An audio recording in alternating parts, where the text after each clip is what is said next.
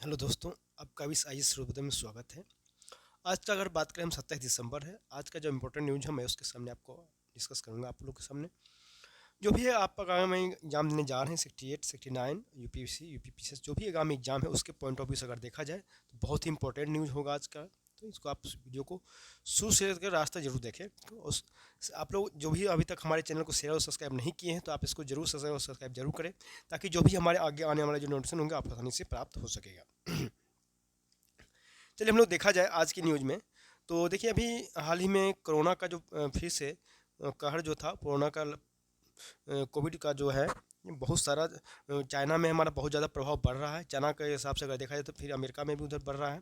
तो इसके लिए हम लोग को क्या सावधानी बरतना है, जरूर मास्क पहने और कोविड गाइडलाइंस का पालन करें। ऊपर से हमारे केंद्रीय स्वास्थ्य मंत्री का भी अलर्ट आ गया है। चाहिए उनका भी कहना है कि अलर्ट पर रहना है और मास्क पहनने सहित कोविड-19 से संबंधित जो भी गाइडलाइंस है उनका पालन करना बहुत ही बेहद महत्वपूर्ण है। आप लोगों ने देखा होगा फर्स्ट फेज, सेकेंड फेज, और इसलिए हम लोग इतना सतर्क थे इस वजह से कि क्या हुआ कि हमारे भारत पे तीसरा जो डोज आया पिछले बार जो आया था आपका जनवरी में, उसका ज़्यादा प्रभाव नहीं दिखा है, ही सतर्कता के वजह से है।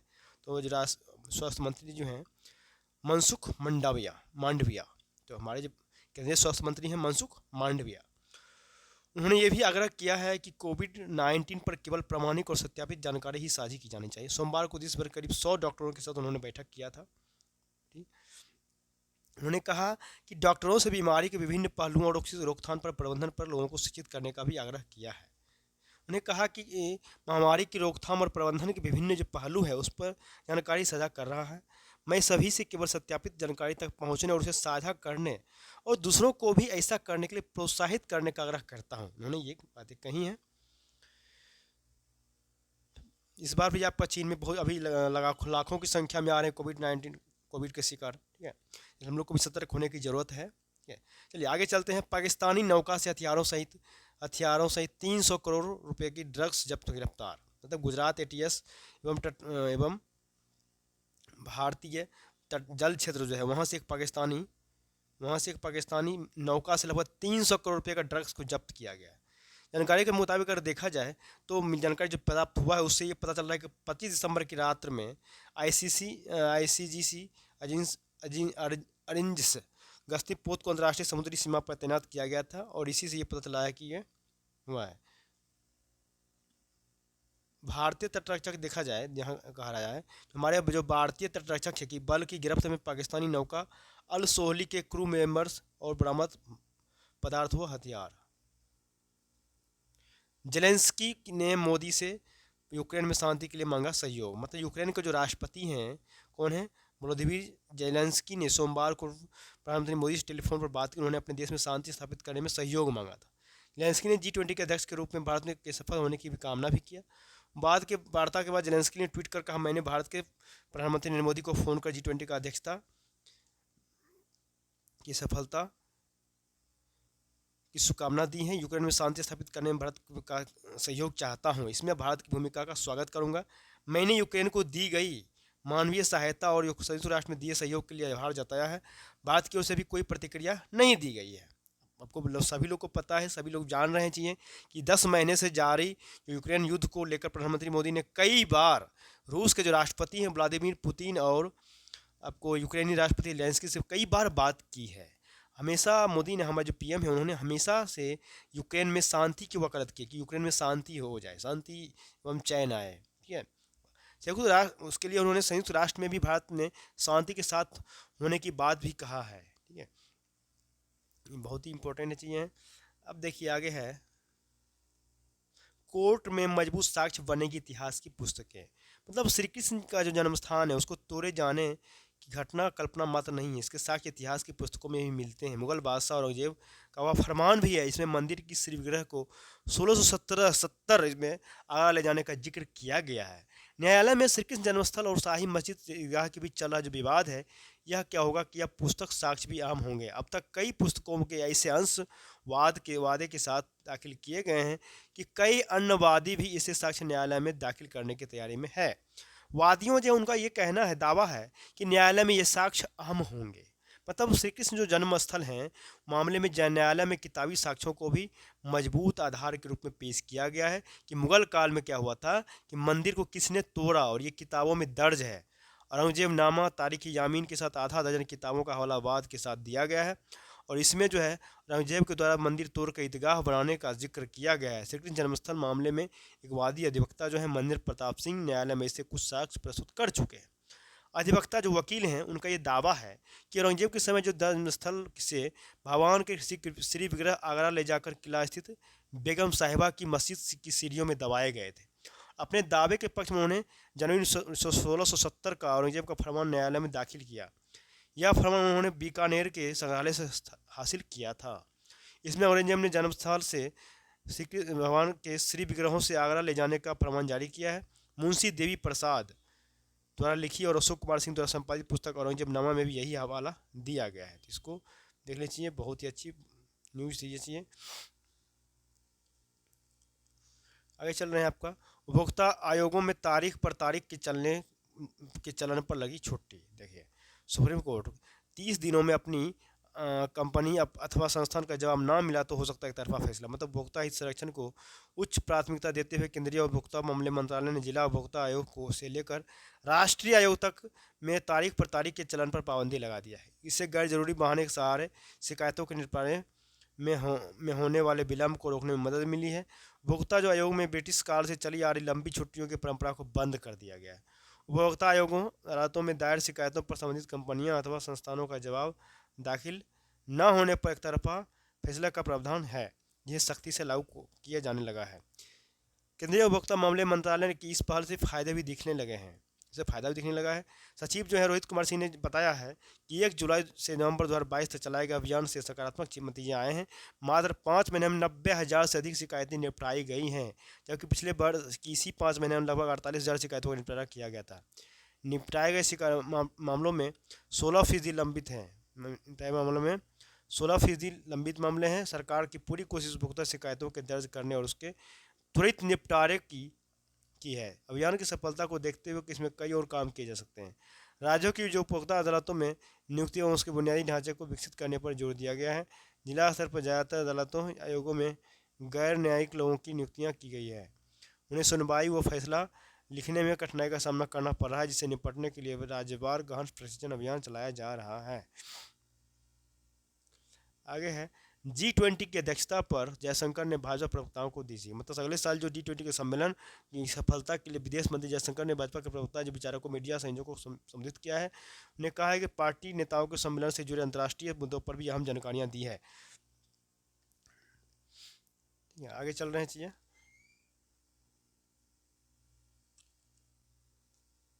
आगे चलना चाहिए क्या क्या न्यूज है आज का। ठीक है,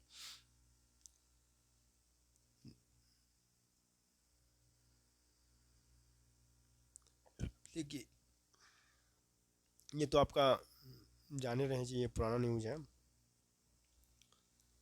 देखिए ज़रूरतमंदों को मिले आर्थिक सुरक्षा है, बहुत अच्छा है। पेंशन सुरक्षा के मामले को लोग कहे ये कि पुरानी पेंशन प्रणाली का मुद्दा पिछले कुछ महीनों से गरमाया हुआ है। देश में कुछ राज्य अपने कर्मचारियों को पेंशन देने के लिए इस व्यवस्था को अपना रहे हैं। विपक्षी दल हो सकता है कि आगामी लोकसभा चुनाव में भी चुनावी मुद्दों में इसे शामिल करें, लेकिन वित्तीय जो विशेषज्ञ हैं पुरानी पेंशन को अर्थतंत्र और विकास के रास्ते से सबसे बड़ा रोड़ा मानते हैं, क्योंकि इसे लागू होने रहने से एक समय ऐसा आएगा जब हमारी अर्थ प्रणाली पुरानी पेंशन के तहत भुगतान करने में ही सक्षम नहीं रह जाएगी। तो नीति आयोग के उपाध्यक्ष सुमन बेरी ने कहा है इससे ऐसे समय भविष्य के करदाताओं पर बोझ पड़ेगा जब भारत को राजकोषीय स्थिति को बेहतर करने पर ध्यान केंद्रित करने और सतत विकास को बढ़ावा देने की आवश्यकता है। कि वहीं कई अर्थशास्त्रियों ने भी चेतावनी दिया है कि एनपीएस से पुरानी पेंशन योजना में वापस जाना राज्यों के वित्त के लिए विनाशकारी परिणाम ला सकता है। मालूम हो कि केंद्र सरकार पुरानी पेंशन प्रणाली के तहत 68.62 लाख करोड़ कर्मचारियों को पेंशन देती है, जबकि वर्तमान में केंद्रीय कर्मचारियों की संख्या 47.68 लाख है। औसत आयु बढ़ने से आबादी में 60 वर्ष से अधिक उम्र के लोगों की संख्या बढ़ती जाएगी। सरकारी अनुमान के मुताबिक लगभग 2041 तक भारत की 16% आबादी 60 साल से अधिक उम्र की होगी, जबकि 2011 से 11 में 8.6% आबादी 60 साल से ऊपर की थी। और है कि पुरानी पेंशन प्रणाली जो है के तहत पेंशन की पूरी राशि सरकार देती है और नई पेंशन प्रणाली के तहत कर्मचारी अपने मूल वेतन मुल्क के तहत कर्मचारी अपने मूल वेतन का 10% पेंशन के लिए देते हैं, जबकि सरकार क्या करे, सरकार इसमें 14% का योगदान देती है। बेहतर ये होगा कि केंद्र सरकार की तरह सभी राज्य सरकारें भी इस मांग को राष्ट्रीय हितों के साथ विश्लेषित करने का साहस दिखाएं। राज्यों को यह अवश्य सोचना होगा कि उन्होंने 2004 में एनपीएस को अपनाना ही क्यों था। क्या देश में वास्तविक जरूरतमंदों को सामाजिक आर्थिक सुरक्षा का कवच कैसे उपलब्ध हो, इस दिशा में चुनावी नहीं, एक सर्वोपरि समावेशी दृष्टि की आवश्यकता है। यह समझने की जरूरत है कि इस आवश्यकता की पूर्ति पुरानी पेंशन बहाल करने जैसे कदमों से नहीं होने वाली। स्पष्ट है कि पुरानी पेंशन का मुद्दा एक चुनावी हथकंडा बन गया है और इसकी बहाली में कुछ राजनीतिक दल सत्ता की चाबी देख रहे हैं। वे यह जानते समझते हुए भी ऐसा कर सकते हैं। चलिए आगे चलते हैं।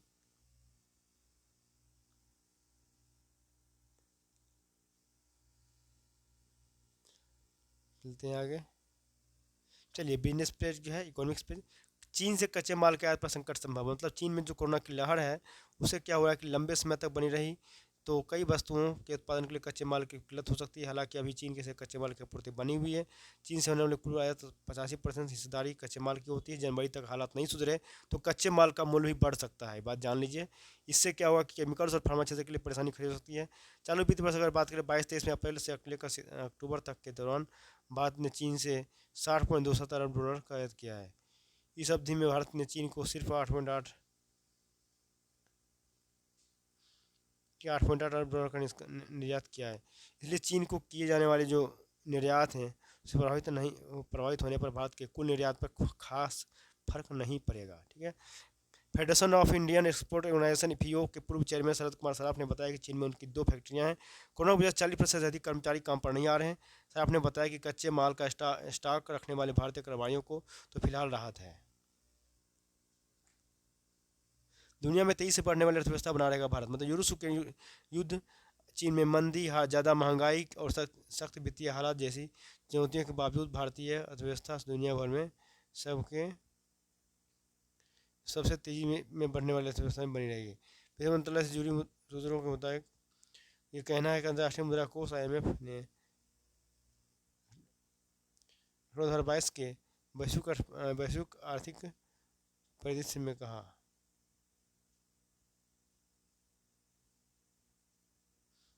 आगे चलते हैं।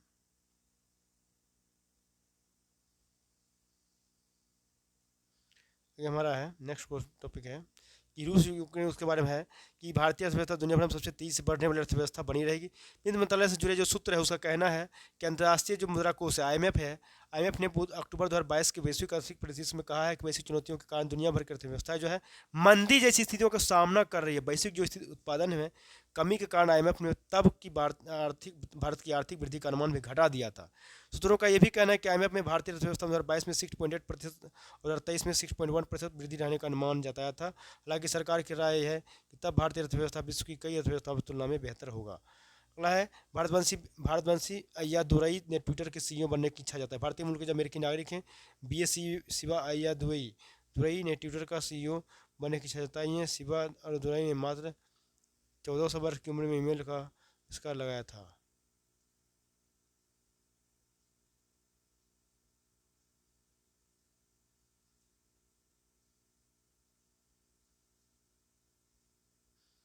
हो गया, चलते हैं।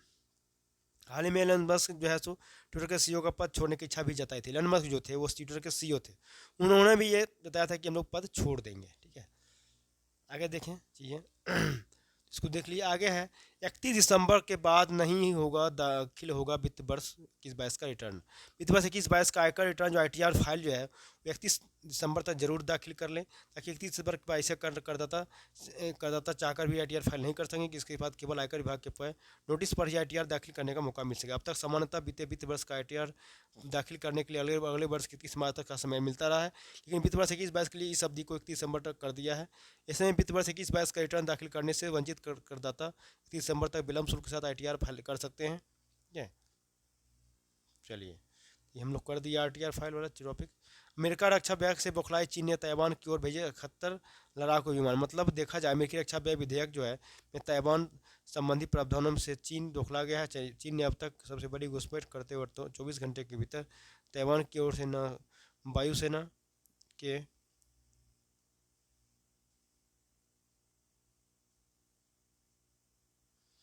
ठीक है, तो सिर्फ वायुसेना के 71 लड़ाकू विमान भेजे थे, बल्कि 7 युद्धपोतों को भी रवाना कर दिया। अमेरिका की रक्षा बैच जो है क्या है, विधेयक शनिवार को पारित हो गया। इसमें हिंद प्रशांत जो महासागर है उस क्षेत्र के संदर्भ में ताइवान से रक्षा सहयोग बढ़ाने और भारत के साथ उभरती रक्षा प्रौद्योगिकी की तैयारी और रसद को लेकर विस्तारित सहयोग की जरूरत पर बल दिया गया। ताइवान के रक्षा मंत्रालय के अनुसार कहना है कि सुबह 6 बजे से सोमवार सुबह 6 बजे तक 47 चीनी विमान ताइवान जलमंडल से गुजरे हैं। यह एक अनधिकृत सीमा है जिसे रणनीतिक रूप से दोनों देश स्वीकार करते हैं। ताइवान की तरफ भेजे गए लड़ाकू विमानों में 18 J6, 11 J1, 6 Su-13 तथा ड्रोन शामिल है। ताइवान ने कहा कि उसने उसने मिसाइल प्रणाली का नौसेना के पोतों से चीनी हरकतों की निगरानी की है। ठीक है, चलते हैं आगे। तो हम लोग का आज का देखा जाए तो आज का टॉपिक अब लास्ट होता है।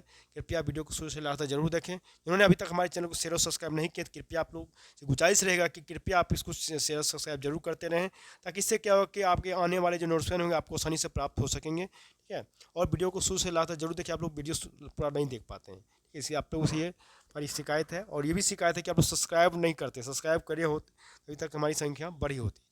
तो सब्सक्राइब नहीं करते हैं लोग, वीडियो देख लेते हैं। ठीक है, तो आप लोग सब्सक्राइब करने में कंजूसी नहीं करेंगे, ये आप लोगों से गुजारिश रहेगी चीज़ें। चलिए ठीक है, तो हम लोग फिर मिलते हैं नेक्स्ट सेशन में। तब तक के लिए बहुत बहुत धन्यवाद दोस्तों।